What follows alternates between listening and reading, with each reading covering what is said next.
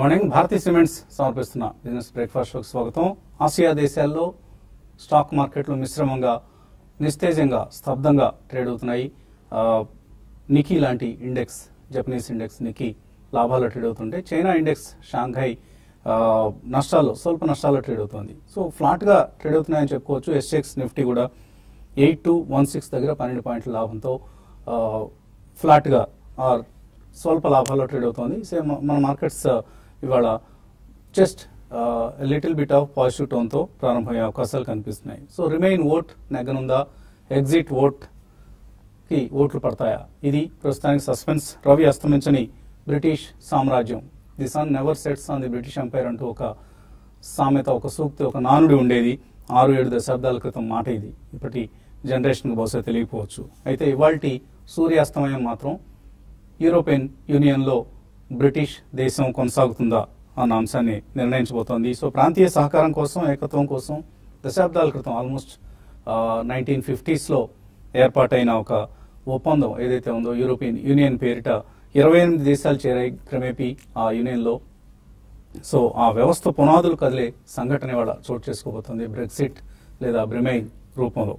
So regional cooperation ఒక గుదిబండగా భావిస్తున్న British పౌరులు బహుశా ఉంటారా, వెళ్ళిపోతారా యూరోపియన్ యూనియన్ నుంచి అన్నది ఇవాల్టి నైట్ మనకు అర్ధరాత్రి సమయానికి ఓటింగ్ పూర్తవుతుంది. తర్వాత రేపటికే ఓట్లు ఏ నిర్ణయానికి అనుకూలంగా వెలువడ్డాయన్నది మనకు తెలుస్తుంది. సో 44, 45, 11 ప్రస్తుతం కనిపిస్తున్న ఈక్వేషన్ ఇది. 44 మంది అంటే ప్రతి 100 మందిలో 44 ఈక్వేషన్ అంటే రిమైన్ కు అనుకూలంగా కనిపిస్తున్నారు. అలాగే 45 మంది ప్రతికూలంగా ఉన్నారు. 11 మంది స్తబ్దంగా ఉన్నారు. అంటే వాళ్ళకి మాకేం తెలియదు, దీంతో మాకేం సంబంధం లేదు అన్నట్లుగా నిర్లిప్తంగా ఉన్నారు. ఆ 11 మంది ఈ నిర్ణయాన్ని ప్రభావితం చేయబోతున్నారు. వీళ్ళలో ఎవరైనా ఎక్కువగా 1%, 2% అనుకూలంగా లేదా ప్రతికూలంగా ఓటు వేస్తే ఆ నిర్ణయం వెలువడే అవకాశం ఉంది. సో ఇదంతా కూడా బ్రిటన్ కు సంబంధించిన వ్యవహారం, మనకెందుకులే అన్నట్లుగా ఉండేందుకు కుదరదు. గ్లోబలైజ్డ్ వరల్డ్ లో ఉన్నాం మనం. సో గ్లోబలైజ్డ్ వరల్డ్ లో ఒక దేశం, అది కూడా బ్రిటన్ లాంటి అతిపెద్ద దేశంలో ఒక సంఘటన జరుగుతూ ఉంటే మిగతా దేశాలు కూడా దానికి స్పందించాల్సిన పరిస్థితి. సో మన దేశం విషయానికి వస్తే United Kingdom is a gateway to India's gateway to Europe అంటూ సాక్షాత్ ప్రధాని నరేంద్ర మోదీ చెప్పిన సంఘటన సందర్భం ఉంది. కాబట్టి మన కంపెనీల మీద, మన ఎకానమీ మీద కూడా ఎంతో కొంత ప్రభావం ఉంటుంది. ఎస్పెషల్లీ కంపెనీస్, మన ఎకానమీకి బ్రిటన్ ఎగ్జిట్ అయినా లేదా రిమైన్ అన్న నిర్ణయం వెలువడినా కూడా మనకి ఎకానమీకి సంబంధించి ఎటువంటి పెద్ద ప్రతికూల ప్రభావం లేదా అనుకూల ప్రభావం ఉండదు. కానీ కొంత కరెన్సీ మీద దీని ప్రభావం డెఫినెట్ గా ఉంటుంది. అలాగే ఇండియన్ ట్రేడింగ్ పొజిషన్ మీద, అంటే ఈ రెండు దేశాల మధ్య ఉన్న బైలేటరల్ ట్రేడ్, యూకేతో అలాగే యూరోపియన్ యూనియన్ తో కూడా ఉండే బైలేటరల్ ట్రేడ్ పొజిషన్ ఏదైతే ఉందో దాని మీద కొంత ప్రభావం ఉంటుంది. సో ఎటువంటి కంపెనీస్ ఎక్కువగా దీనివల్ల ప్రభావితం చెందుతాయని అంటే, ఒకవేళ ఎగ్జిట్ నిర్ణయం కనుక వెలువడితే ఇది ఫార్మా కంపెనీస్ కి నెగిటివ్ సర్ప్రైజ్ అవుతుంది, నెగిటివ్ పరిణామం అవుతుంది. ఎందుకంటే చాలా యూరోపియన్ దేశాలకి మన ఫార్మా ఎక్స్పోర్ట్స్ వెళ్తున్నాయి. ఫర్ ఇన్స్టెన్స్ అరబిందో ఫార్మాకి almost 25% of exports European union కి, బ్రిటన్ కూడా అందులో కొంత భాగం వెళ్తున్నాయి. అలాగే Tata steel 12% of volumes UK to US, అంటే వాళ్ళకి అక్కడ ఉన్న కోరస్ ప్లాంట్ నుంచి యుఎస్ కి వెళ్తూ ఉంటాయి. సో అది ఎఫెక్ట్ అయ్యే పరిస్థితి ఉంటుంది. అలాగే Tata Motors almost 10% of out flows వాళ్ళకి యూరో, అంటే మనకి జాగ్వార్ ల్యాండ్ రోవర్ ఏదైతే ఉందో, జేఎల్ఆర్ ఏదైతే ఉందో అది యూకే సెంట్రిక్ ఆపరేషన్స్ కాబట్టి అక్కడ నుంచి ఏవైతే సేల్స్ లేదా ఎక్స్పోర్ట్స్ ఉన్నాయో ఆ మేరకు అవి ప్రభావితం అయ్యే అవకాశం ఉంటుంది. అలాగే Bharat forge 30% revenues European union నుంచి ఈ సంస్థకు వస్తున్నాయి. అలాగే బాలకృష్ణ ఇండస్ట్రీస్, వ్యాబ్కో, SKF, NRB bearings, Apollo tyres, Motherson Sumi, Tata chemicals, Tata global beverages, UPL, AI engineering, Cummins, ఇలా చాలా కంపెనీస్ కి ఐదర్ ఇంగ్లాండ్ తో లేదా యూరోపియన్ యూనియన్ తో సంబంధాలు ఉన్నాయి. సో ఇప్పుడు బ్రిటన్ నిర్ణయం కనుక వాళ్ళ బ్రెక్సిట్ కి అనుకూలంగా వస్తే అది పౌండ్ మీద ఆల్మోస్ట్ 15 to 20% నెగిటివ్ ఇంపాక్ట్ ఉండబోతోంది. సో ఇవన్నీ రకరకాల పరిణామాలు, చాలా కేర్ఫుల్ గా ఉండాలి. అందుకనే ట్రేడర్స్ అందరూ కూడా ప్రస్తుతానికి లాంగ్ వీకెండ్ లోకి వెళ్ళిపోయారు. సో వాళ్ళ షార్ట్ పొజిషన్స్ కవర్ చేస్తున్నారు. అలాగే ఏవైనా లాంగ్ పొజిషన్స్ ఉంటే అన్వైండ్ చేస్తున్నారు. ప్రస్తుతానికి స్తబ్దంగా ఉండటానికే వాళ్ళు నిర్ణయించుకున్నారు. సో థర్స్డే, ఫ్రైడే, ఇవాళ రేపు కూడా వాళ్ళు వీకెండ్ తీసుకునే మూడ్లోకి వెళ్ళిపోయారు. సో ఇన్స్టిట్యూషనల్ యాక్టివిటీ కొంత కొనసాగుతుంది. నిన్న కూడా మనం చూసాం ఎఫ్ఐఎస్ సెల్లింగ్ చూసాం 41 crores వర్త్ స్టాక్స్ వాళ్ళు అమ్మడం జరిగింది. చాలా చిన్న మొత్తం, బట్ స్టిల్ సెల్లింగ్ మూడ్ లో ఉన్నారు వాళ్ళు. లాస్ట్ 7 sessions లో 5 sessions ఎఫ్ఐఎస్ నుంచి సెల్లింగ్ వచ్చింది. అఫ్కోర్స్ చిన్న చిన్న మొత్తాలు 30 crores 40 crores ఇలా 440 crores లాస్ట్ 7 sessions లో వాళ్ళు అమ్మిన మొత్తం. అలాగే డొమెస్టిక్ ఇన్స్టిట్యూషనల్ ఇన్వెస్టర్స్ మాత్రం ప్రతి డిప్ ని బై చేస్తున్నారు. నిన్న కూడా మనం డిఐఎస్ నుంచి 300 కోట్లకు పైగా వర్త్ బయింగ్ రావడం చూసాం. సో ప్రతి డిప్ ని వాళ్ళు కొంటూ ఉన్నారు. కాబట్టి లాస్ట్ 11-12 days లో మనం కనుక చూస్తే నిఫ్టీ ఎక్కడికి వెళ్ళలేదు, ఎక్కడిదక్కడే ఉంది. కానీ ఇంట్రాడేలో మాత్రం ట్రేడర్స్ కి చక్కటి ట్రేడింగ్ ఆపర్చునిటీస్ వచ్చాయి. బోత్ సైడ్స్ మార్కెట్స్ మూవ్ అయ్యాయి. నిన్న కూడా మనం చూసాం లోవర్ సైడ్ కి వెళ్ళటం, మళ్ళీ లోవర్ లెవెల్స్ నుంచి రికవర్ అయ్యి కొంత లాసెస్ రికవర్ కావడం, ఇలా salon rally, by and declines, ఇలా రెండు విధాలుగాను ట్రేడర్స్ మూవ్ అయ్యారు. అండ్ 8,000 దగ్గర మార్కెట్స్ కి స్ట్రాంగ్ సపోర్ట్ ఉంది. 8,200 పైన బహుశా ఒక స్ట్రాంగ్ రెసిస్టెన్స్ కూడా ఉంది. సో 8150, 8250 ఈ 100 పాయింట్ల రేంజ్ లోనే నిఫ్టీ కదలాడే అవకాశం ఉంది. ఈలోగా సెక్టరల్ ప్లే కొనసాగుతూనే ఉంటుంది. Textiles, tea, coffee, monsoon related stocks, అలాగే కన్జంప్షన్ స్టాక్స్, వీటన్నిటిలో మనం లాస్ట్ 1 month గా కూడా రకరకాల మూవ్స్ చూస్తున్నాం. ఫర్ ఇన్స్టెన్స్ నిన్న కాఫీ, టీ స్టాక్స్ స్ట్రాంగ్ గా మూవ్ కావడం చూసాం. And coffee prices almost 5-year highs దగ్గర ఉన్నాయి ప్రస్తుతం. సో ఇటువంటి న్యూస్ వచ్చినప్పుడల్లా ఆయా స్టాక్స్ లో మూవ్మెంట్ ఉంటుంది. ఎవరూ ఎటువంటి గాభరా చెందాల్సిన అవసరం లేదు. బ్రెక్సిట్లు, రెక్సిట్లు లేదా యాక్సిట్ అంటూ ఇప్పుడు అరవింద్ సుబ్రహ్మణ్యన్ మీద చీఫ్ ఎకనామిక్ అడ్వైజర్ ఎవరైతే ఉన్నారో ఆయన మీద సుబ్రహ్మణ్య స్వామి విరుచుకుపడుతున్నాడు. సో ఈ సుబ్రహ్మణ్య స్వామి అనే బెడద బహుశా ఆ రెక్సిట్ల కంటే బ్రెక్సిట్ల కంటే ఎక్కువ బెడద సుబ్రహ్మణ్య స్వామి దగ్గర నుంచి కనిపిస్తోంది.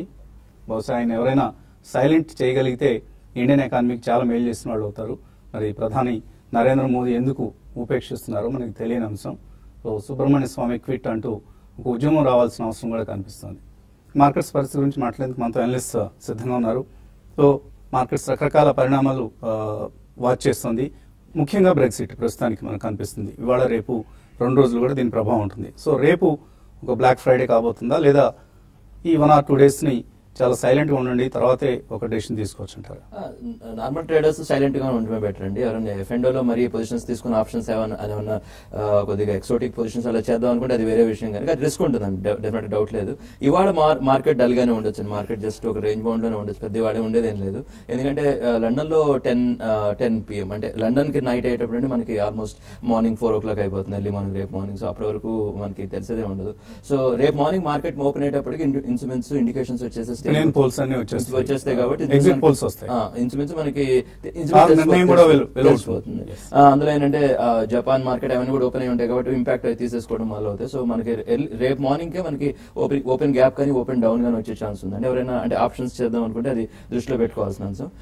ఇప్పుడు అందరూ ఏంటంటే బ్రిటన్ కంటే కూడా మెయిన్ అంటే మిగిలిన కంట్రీస్ లో కూడా ఇది ఏమన్నా స్ట్రెచ్ అవుద్దా, మిగిలిన కంట్రీస్ కూడా ఏమైనా ఎగ్జిట్ అవడానికి ఏమన్నా ఉంటుందా అని చెప్పేసి మెయిన్ ప్రాబ్లం. మీరు అన్నట్టు ఎవరైతే ఇప్పుడు 11% ఒపీనియన్ ఎవరైతే ఫామ్ చేసుకోలేదు అన్నారు, ఇప్పుడు 45-44 అది క్లియర్ గానే ఉంది. మిగిలిన 11% ఏదో ఉందో వాళ్ళ చేతిలోనే మొత్తం ఈక్వేషన్ మొత్తం హోల్డ్ అయి ఉంటుంది. సో అందులో కాదు ఇంకోటి అంటే ఈ ఒపీనియన్ పోల్స్ ఏవైతే వస్తున్నాయో అన్ని వాళ్ళ యూనివర్స్ ఓన్లీ ఒక 5,000 people అంటే అది చాలా వైడ్ ఒపీనియన్ పోల్ ఏం కాదనమాట, అంటే చాలా సెలెక్టివ్ ఒపీనియన్ పోల్ అనుకోవచ్చు. సుమారుగా 4 కోట్ల మంది ఓట్ చేయబోతున్నారు. అంటే ఒకసారి అంత అది ఎంతవరకు రిలయబుల్ అనేది కూడా కొద్దిగా డిబేటబుల్ పాయింట్. ఎనీవేస్ అవన్నీ రేపటి మార్నింగ్ తెలిసిపోతాయి. సో ఓన్లీ ఆప్షన్ ట్రేడర్స్ అని చేద్దాం అనుకుంటే చేయండి, అది చాలా తక్కువ మొత్తంలో చేయండి. సో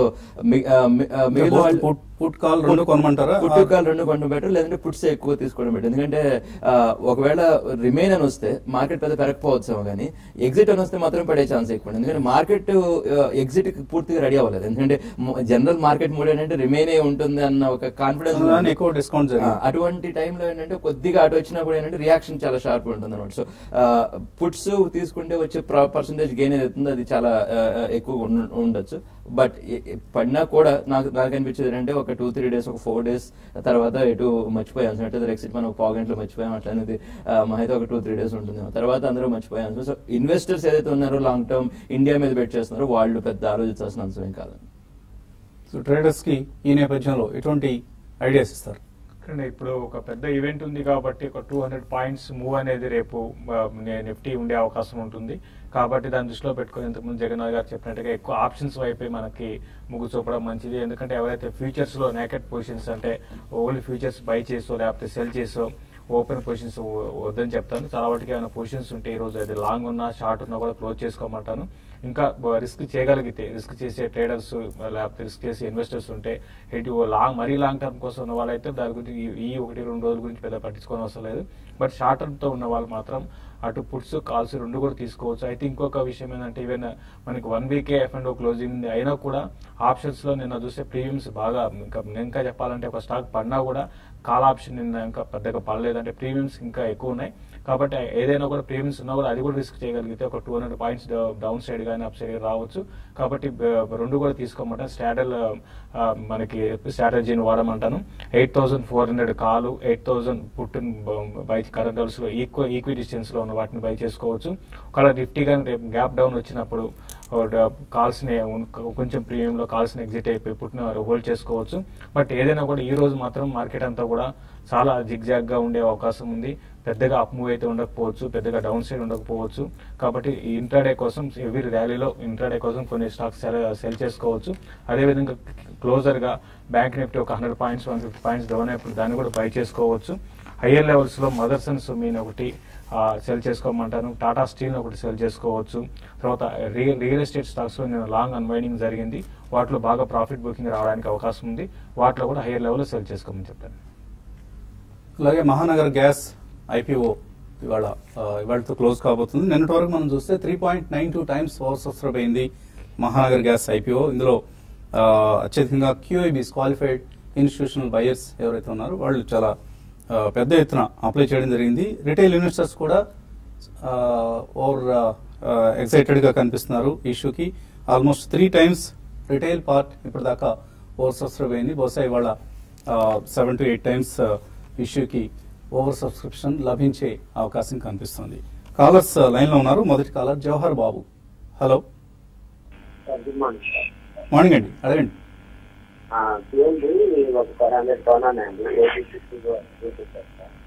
ఏమండి? పిఎన్బి 86 దాకా 500 షేర్స్ కొన్నానండి long term. PNB Punjab national bank. అవునండి. హోల్డ్ చేయమంటారా ఎగ్జిట్ చేయమంటారా? ఏంటి బ్రేక్ఫాస్ట్ చేయలేదా? లేదండి, ప్రోగ్రామ్ కోసం వెయిట్ చేస్తా చేయలేదు, అందుకే నీరసంగా కనిపిస్తున్నారు. Don't worry, Punjab national bank ఎటువంటి ఇన్వెస్ట్మెంట్ అనేది మనకి అంటే పాజిటివ్ వ్యూ లేదండి. అంటే పోయినసారి రిజల్ట్స్ కూడా చూస్తే ఇండియన్ హిస్టరీలోనే ఏ బ్యాంకు పోస్ట్ అయినంత లాస్ట్ పోస్ట్ చేస్తాం 6,000 crores ఆర్ సంథింగ్. అంటే PSU బ్యాంక్స్ గురించే క్వశ్చన్ మార్క్. దాంట్లో కూడా చాలా సార్లు చెప్పున్నాం ఇద్దరికి కూడా SBI తీసుకోండి, ఎందుకంటే అది ఉన్నవాటన్నిటిలో స్టేబుల్ బ్యాంక్, ఉన్నవాటన్నిటిలో ఏంటంటే గవర్నమెంట్ సపోర్ట్ డెఫినెట్ గా ఫస్ట్ వచ్చే బ్యాంకింగ్ కూడా అంటే అసోసియేట్స్ కూడా అయిన తర్వాత ఇంకా సైజ్ పెరుగుతుంది. PNB గురించి మనకు పెద్ద పాజిటివ్ లేదండి. ఒకవేళ స్వింగ్స్ లేదన్నా ప్రాఫిట్ లో మీరు ఉంటే మీరు ఎగ్జిట్ చేసేసి షిఫ్ట్ చేయాలంటే SBI. సో PNB నుంచి SBIకి షిఫ్ట్ అవ్వమని జగన్నాథన్ గారు సలహా ఇస్తున్నారు. శ్రీనివాస్ విశాఖపట్నం నుంచి. హలో, అడగండి శ్రీనివాస్. సార్, ఈ రేట్ లో south Indian bank, Man industries and Grauer and Weil తీసుకోవచ్చు సార్. మూడో స్టాక్ ఏదన్నారు? Grauer and Weil sir. Grover Weil. Okay okay. So south Indian bank, Man industries and Grover Weil, ఈ 3 stocks select చేస్తారు. అంటే ఇప్పుడు తను select చేసుకున్న stocks అంటే అంత క్వాలిటీ స్టాక్స్ కాదండి. అన్ని కూడా ఏంటంటే ఈ మధ్య కాలంలోని కాదు, ఒక లాంగ్ టర్మ్ లో కూడా లాంగ్ రన్ నుంచి కూడా చూస్తుంటే మనం కొన్ని ఏళ్ళ నుంచి కూడా చూస్తుంటే ఏ మాత్రం పెరగని స్టాక్స్ అని చెప్పొచ్చు. ప్లస్ ఈవెన్ పర్ఫార్మెన్స్ కూడా అంత బాగాలేదండి. కాబట్టి మీరు సెలెక్ట్ చేసుకున్న స్టాక్స్ అన్ని కూడా ఇన్వెస్ట్మెంట్ కి షార్ట్ టర్మ్ కూడా అవాయిడ్ చేయమంటాను. వీటికన్నా క్వాలిటీ స్టాక్స్ చాలా ఉన్నాయి. మ్యాన్ ఇండస్ట్రీస్ అయితే ఆల్మోస్ట్ మనం చూసిన 120 నుంచి బాగా వీక్ అయిపోయింది, ఇంకా 52 వీక్ కి దగ్గరే ఉంది. కాబట్టి దీన్ని కూడా అవాయిడ్ చేయండి. సౌత్ ఇండియన్ బ్యాంక్ కన్నా మీకు ఇంతకుముందు జగన్నాథ్ గారు చెప్పినట్టు SBI ఒకటి బై చేసుకోండి, తర్వాత యాక్సిస్ బ్యాంక్ ని బై చేసుకోండి. ఇప్పుడు మీరు చెప్పిన స్టాక్స్ అయితే అవాయిడ్ చేయండి. మరిన్ని కాల్స్ అలాగే మెయిల్స్ తీసుకునే ముందు కాసేపు ప్రకటన.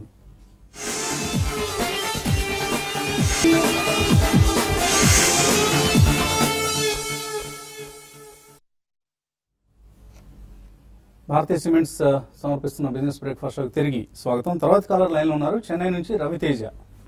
హలో. హలో సార్, నమస్తే సార్. నమస్తే అండి, అడగండి. సార్, నేను కొత్త సార్, మొత్తం ఫైనాన్షియల్ మార్కెట్స్ కాకపోతే తెలుసు. అయితే మీ ప్రోగ్రామ్ చేసి కొన్ని స్టాక్స్ బుక్ చేశాను సార్. అది భారతీయ ఇన్ఫ్రాటెల్, అది రేట్లో తీసుకొచ్చా సార్. అది కాకుండా ఇంకేమన్నా ఒక 3 స్టాక్స్ చెప్పండి. కొత్తగా దిగానంటున్నారు, ఎందుకు భారతీయ ఇన్ఫ్రాటెల్ ని మీరు? అంటే కొంచెం డిప్స్ వచ్చినట్టు అనపడ్డది, అది అబ్జర్వ్ చేస్తున్నాం 1 month. ప్రైస్ తగ్గినట్లుగా అనిపించింది మీకు? అంటే అది ఫండమెంటల్స్ ఎట్లా ఉంది? ఫండమెంటల్ ఎటువంటి మీరు ఇప్పుడే మొదలు పెట్టారు కాబట్టి ప్రైస్ చూడండి మంచిదే, కాకపోతే దాంతోపాటు కొంచెం కంపెనీ గురించి కూడా స్టడీ చేసి అలవాటు చేసుకుంటే ఏంటంటే మనకి ఓవరాల్ పిక్చర్ వస్తుంది అనమాట. అప్పుడు మీరు డెసిషన్ ప్రైస్ యూజ్ చేసుకోవచ్చు. ఒకసారి మీకు డెసిషన్ వచ్చిన తర్వాత కంపెనీ గురించి. ఓకే, భారతీయ ఇన్ఫ్రాటెల్ గురించి వచ్చేటప్పటికంటే భారతీయ ఎయిర్టెల్ వాళ్ళ సబ్సిడరీ కంపెనీ అండి అది. ఇప్పుడు అది నిఫ్టీలో కూడా వచ్చిన కంపెనీ, అది టవర్స్ కంపెనీలో మంచి కంపెనీ. ఈవెన్చువల్ గా ఏంటంటే ఎవరో ఒకరు టేక్ ఓవర్ చేస్తారనే న్యూస్ కూడా ఎప్పుడు ఉండే ఒక సెగ్మెంట్ అనమాట. అది మీరు డిప్స్ వచ్చినప్పుడు కొనుక్కోండి, మంచి కంపెనీనే, అది మీకు ప్రాఫిట్ వస్తుందండి. సో మొబైల్ టవర్స్ ఆపరేట్ చేసే కంపెనీ భారతీ ఎయిర్టెల్ సంబంధించిన సబ్సిడీ సంస్థ. So fundamentally okay, but declines వచ్చినప్పుడు డిప్స్ వచ్చినప్పుడు మాత్రమే కొనండి.